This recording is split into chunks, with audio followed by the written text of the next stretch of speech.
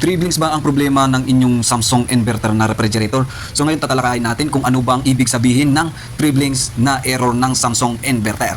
So yan mga kamaster, mga kasitium, so ipapaliwanag natin no, yung about dito sa triplings na to. So bibigyan natin ng solusyon kung ano ibig sabihin ng triplings ng Samsung inverter na refrigerator.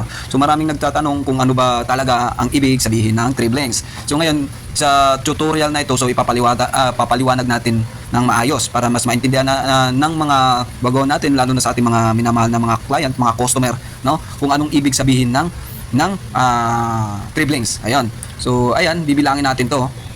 Yan, kikita nyo naman. So 1 2 3. So triplings lang mga kamaster, mga ka-CTO, saka mga kaka-client ko diyan, mga customer ko, no. So ayan. So, ito hindi po gumagana yung ating compressor. So, sometimes pwede natin sabihin na sira yung driver board, motherboard, or compressor. So, sa ngayon, ang daming causes. So, dito, minsan, pwede natin sabihin na so may dala pala akong compressor dito. Yan.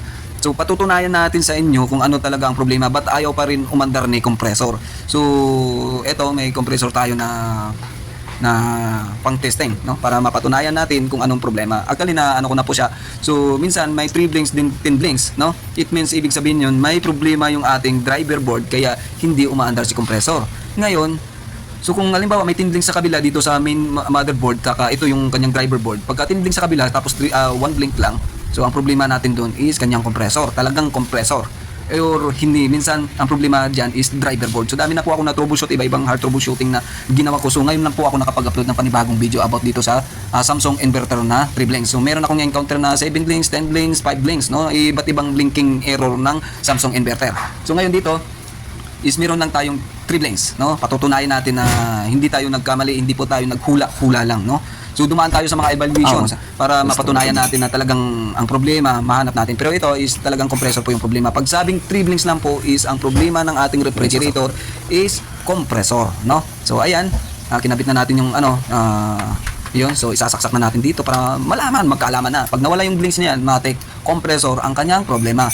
So ngayon dito, so ayun na. Ayun o. So pagka aandar din yan. O yan. So hinay-hinay muna.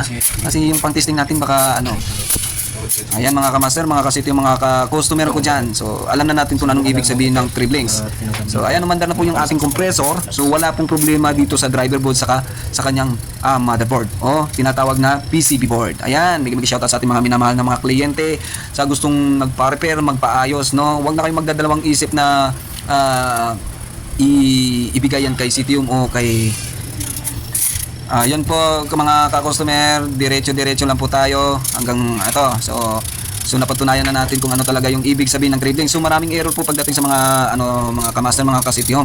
Meron din ako na-encounter na 10 blinks with 1 blink. So ibig sabihin yon is driver board, no? Kung maka-encounter kayo, kung sakali maka-encounter kayo ng mga ganyang blinks and blinking error na 10 blinks with 1 blinks is possible driver board. Minsan merong 10 blinks saka tawag nito 1 blink. Ayun, ko nga driver board ngayon. Meron din 10 blinks tapos 3 blinks. Ang problema din doon is may problema din sa motherboard, minsan driver board. So minsan yung natin, kailangan natin din checkin, minsan merong ganung blinking, kunan din natin ng resistance yung ating compressor kung sakto ba lahat yung winding niya, no? So pagka yung isa bumaba, yung isa matik na po na may problema na po yung ating compressor. Pagdating lang po sa mga inverter, mga kamaster, reminder, iba pong non-inverter sa inverter yung pag-check ng mga winding resistance ng mga compressor. So ayan, okay. So hanggang dito na lang mga kamaster.